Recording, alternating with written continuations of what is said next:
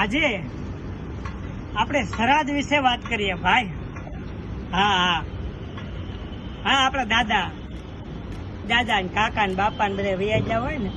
હા હા હા, એની જ વાત કરીએ. આપડા કાકા ને બાપા ને દાદા ને વૈયા ગયા હોય ને હરજ નાખવાના હોય ને આપણે. હા, તો હરાજ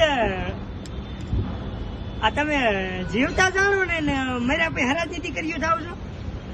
અમારા દાદા બહુ હારા હતા બિચારા. દાદા ને જીવતા કોઈ પાણી કહું છું ન આપ્યું હોય અને દાદા ની દીકરીઓ થાવ અમારા દાદા કોણ જાય.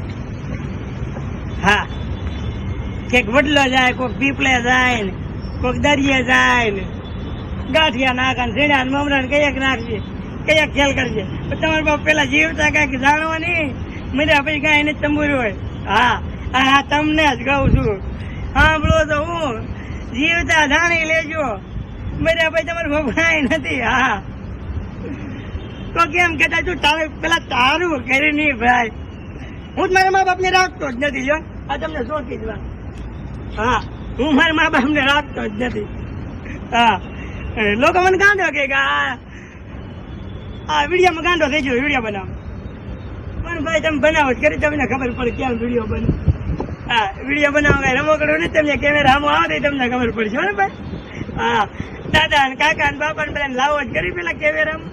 હા, પછી હરાજ નાખે ભાઈ. હા, વડીલો પૂછવા જાય કે હરાજ નાખ્યું તારા બાપાનું. હા, જોઉં ને હરાજ નાખ્યા ભાઈ. દાદા તો બિચારા વયા ગયા, પણ દાદા વિશે આ હરાજ નાખી ને કોઈક સગવડ વાળો માણસ હોય તો બટુક ભોજન કરાવે. બાકી મારે જેવો લુખો હોય એ ચોકલેટ બેસીને રોડવી દે ભાઈ. એ તો ઓલા કે એની ઘોડે જીવતા નો જણે મર્યા ભાઈ હું જાણમાં તંબુરો.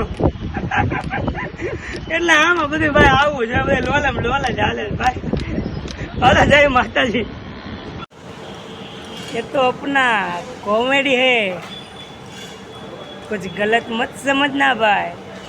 तुम सब लोग मेरे भाई बहन ही हो. Thank you.